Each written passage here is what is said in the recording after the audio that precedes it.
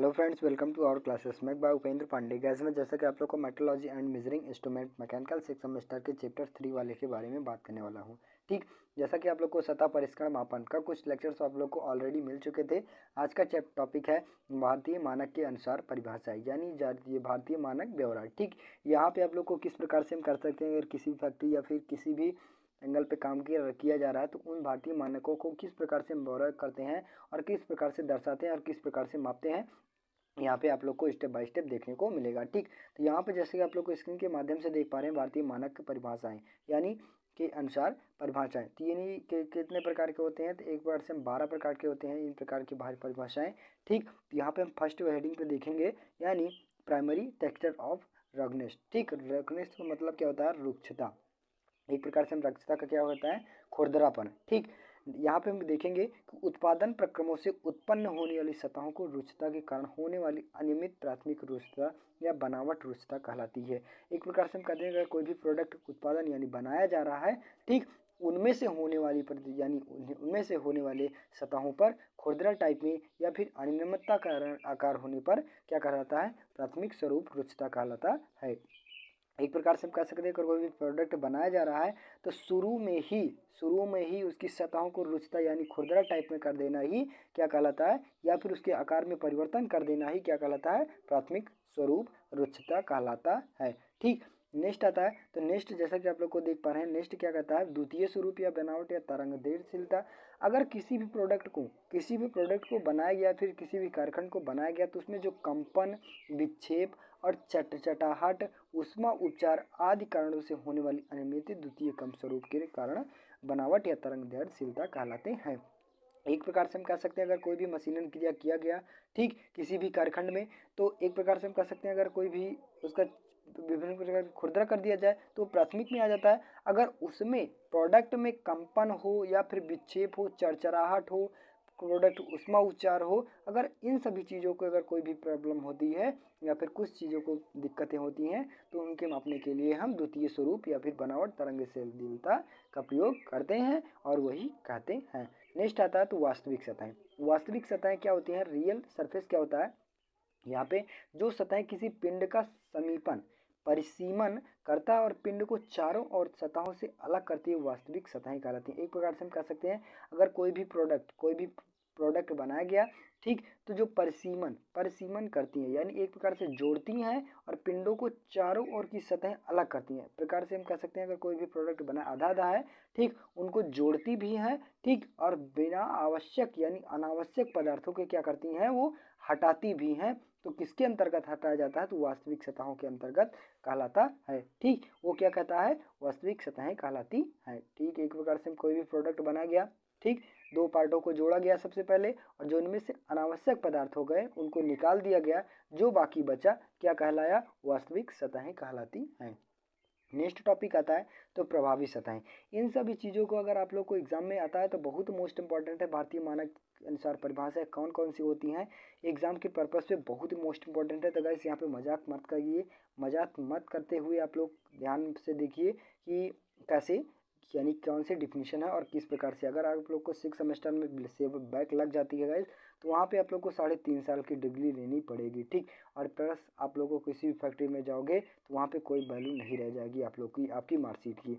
तो ठीक, तो गैस यहाँ पे आप लोग को जो भी टॉपिक पढ़ाया जा रहा है वहाँ पे विधिवत सही ढंग से पढ़िए। ठीक, नेक्स्ट आता है तो इफेक्टिव सरफेस क्या होता है, प्रभावी सरफेस क्या होता है, कि यांत्रिक विधियों से प्राप्त सतह जो वास्तविक सतहों का निकटतम प्रतिनिधित्व करती है प्रभावी सतहें कहलाती हैं। अगर कोई भी प्रोडक्ट को बनाया गया तो जो यांत्रिक यानी उसमें जो ऑपरेशन किया गया उन कारण अगर कोई भी प्रोडक्ट में यानी कोई प्रकार निकटतम यानी कोई भी प्रभाव डालता है तो क्या कहलाता है, प्रभावी सतहें कहलाती हैं। ठीक, नेक्स्ट टॉपिक पूछा है, नेक्स्ट टॉपिक ज्यामितीय सतहें। ज्यामितीय सतहें का अगर कोई भी प्रोडक्ट को बनाया गया डिजाइन या उत्पादन प्रक्रम के अनुसार वो प्राथमिक सतहें जिसके लिए आकृति एवं सतह रुचिता की त्रुटियों को ध्यान में नहीं रखा जाता है, नजरअंदाज कर दिया जाता है, ज्यामितीय सतहें कहलाती हैं।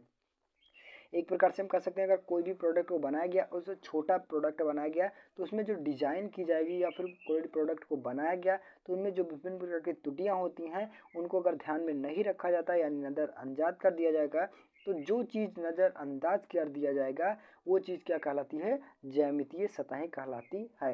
अगर हम एक प्रकार से एग्जाम्पल के थ्रू समझेंगे, अगर आपका ये प्रोडक्ट है, ठीक, इन प्रोडक्ट में छोटी छोटी डिजाइनिंग करें या फिर प्रोडक्ट को बनाया गया है, ठीक, इनमें जो विभिन्न प्रकार की रुचिता यानी खुरदरापन हो गया या फिर विभिन्न प्रकार की त्रुटियां हो गई, ठीक, उनको नज़रअंदाज कर दीजिए यानी छोड़ दीजिए, ठीक, एक प्रकार से जो छोड़ने के बावजूद अगर कुछ कुछ प्रकार से मिलते हैं तो क्या कहलाता है, ज्यामितीय सतहें कहलाती हैं। नेक्स्ट टॉपिक पूछता है, तो नेक्स्ट टॉपिक क्या होता है, सतह रुचिता। सतह रुचिता क्या होता है, अगर एक प्रकार से हम कह सकते हैं ये सभी अनियमित जो सतहें जो स्वरूप या बनावट पर पाई जाती हैं सतह रुचिता कहलाती है। अगर किसी प्रोडक्ट को बनाया गया, ठीक, बनाया गया और बनाने के बाद जो एक प्रकार से अगर उसमें कुछ प्रकार से खुरदरा टाइप में बना गया तो ये क्या कहलाता है, यहाँ से यहाँ तक क्या होता है, सरफेस रॉगनेस यानी सतह रुक्षता कहलाती है। रुक्षता का मतलब क्या होता है, ऊबड़ खाड़ा या फिर खुरदरा, एक प्रकार से हम कह सकते हैं, ठीक। उत्पादन प्रक्रमों में उत्पादन अनियमित इनमें से पाई जाती मशीनन सतह की कमियों के कारण सतह रुक्षता उत्पन्न होती है, ठीक। तो आई होप गाइस यहाँ पे आप लोग को ये सतह रुचिता एकदम इजी ढंग से समझ में आएगा। नेक्स्ट पूछा जाता है तो ले, एक प्रकार से हम कह सकते हैं अगर एक प्रकार से किसी भी प्रोडक्ट का या फिर किसी भी प्रोडक्ट का उसका लेआउट बनाना, लेआउट बनाने की प्रक्रिया को क्या कहते हैं, ले कहलाते हैं, ठीक। नेक्स्ट टॉपिक पूछता है तो अनियमितता की दूरी। अनियमितता की दूरी किसके अंदर आता है, तो सैंपलिंग लंबाई प्रोफाइल के लिए स्पष्ट उनके बीच औसत दूरी को अनियमितता दूरी कहते हैं। एक प्रकार से हम कह सकते हैं अगर किसी प्रोडक्ट को बनाया गया तो मशीन और प्रोडक्ट के बीच की दूरी को क्या करते हैं, अनियमितता की दूरी कहलाती है। नेक्स्ट पूछता है तो प्रोफाइल के मध्य रेखा। प्रोफाइल की मध्य रेखा क्या होती है कि अगर किसी प्रोडक्ट को बनाया गया तो जो उनमें से बीच की होती है उनको क्या कहते हैं, प्रोफाइल मध्य रेखा कहलाता है। केंद्रीय क्या होता है कि अगर कोई सेंटर में होता है, ठीक, एक बार जैसा कि आप लोग को गोला बना दिया गया और इनके जो बीच में होता है वो क्या कहलाता है, प्रोफाइल केंद्रीय रेखा कहलाती है। जो इस प्रकार से ऊपर की ओर निकलेगी वो क्या कहलाती है, कौन सी रेखा कहलाती है, तो प्रोफाइल रेखीय केंद्रीय रेखा कहलाती है। नेक्स्ट टॉपिक पूछता है तो प्रोफाइल की मध्य रेखा, प्रोफाइल की मध्य रेखा से मध्य विचलन। ये प्रोफाइल मध्य रेखा की मध्य विचलन, जैसा कि आप लोगों को कोई भी प्रोडक्ट बनाया गया तो जो उनकी बीच वाली की रेखा और बीच से एक प्रकार से विचलन का मतलब क्या होता है, एक प्रकार से कुछ इस टाइप का, ठीक। तो वहाँ पे आप लोग को इसके बारे में वहाँ पे ये कहलाता है। नेक्स्ट टॉपिक पूछता है तो सैंपलिंग लंबाई। सैंपलिंग लंबाई किसके अंतर्गत आती है, तो सैंपलिंग लंबाई किसके अंतर्गत आती है कि जैसा कि आप लोग को पता है सतह की अनियमितता की गणना करने के लिए। अनियमितता यानी एक प्रकार से हम कह सकते हैं ऊबड़ खाबड़ को, ऊबड़ खाबड़ को एक प्रकार से कोई भी प्रोडक्ट बनाया गया, ठीक, इस टाइप का बन गया या फिर इस टाइप का बन गया तो यहाँ से यहाँ तक की दूरी को क्या कहते हैं, अनियमितता यानी सैंपलिंग लंबाई कहलाती है, ठीक। तो आई होप गाइस यहाँ पे सैंपलिंग लंबाई समझ में आएगा। नेक्स्ट पूछता है तो अनियमितता के बीच की 10 बिंदुओं की ऊंचाई।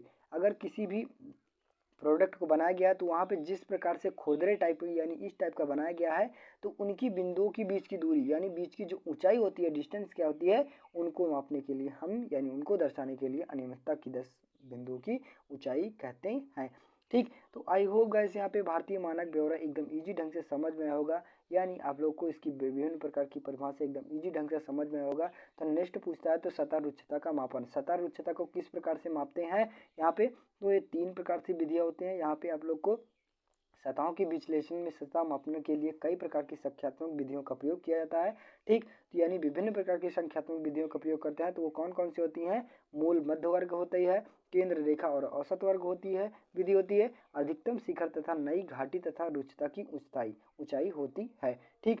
तो बस गाइस आज के लिए इतना। अगर वीडियो अच्छी लगे चैनल पर नए हो चैनल को सब्सक्राइब कीजिए, ज़्यादा से ज़्यादा शेयर करने की कोशिश कीजिए। नेक्स्ट टॉपिक में रहेगा आप लोग को सतह रुक्षता का मापन यानी उसका पूरा ब्यौरा बताएंगे। मूल मध्य वर्ग मार्ग क्या होता है, केंद्र सतह तथा औसत विधि क्या होती है, अधिकतम शिखर से नई घाटी की तथा रुचिता की ऊंचाई क्या होती है, आप लोग को इसके बारे में देखने को मिलेगा नेक्स्ट लेक्चर्स में। तो बस गाइस आज के लिए इतना ही, मिलते हैं नेक्स्ट वीडियो में, तब तक के लिए जय हिंद।